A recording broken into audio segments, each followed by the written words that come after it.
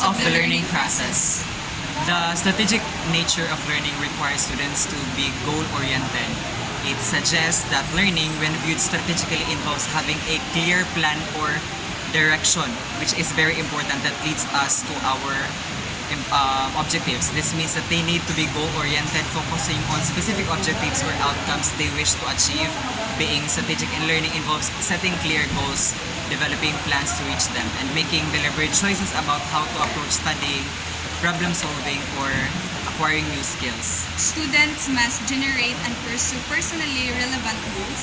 It means that to build useful knowledge and develop the thinking and learning skills needed for lifelong success. Students need to set and follow goals that matter to them personally. Their short-term goals and learning might be incomplete in a subject, but over time, they can improve by filling in missing information and gaining a deeper understanding of what the topic to achieve their long-term goals.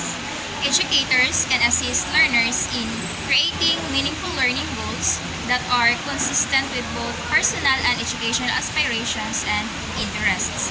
In this context, internal and external factors support in learning. The teacher being the facilitator by providing them goals which is in line with the interests of the students.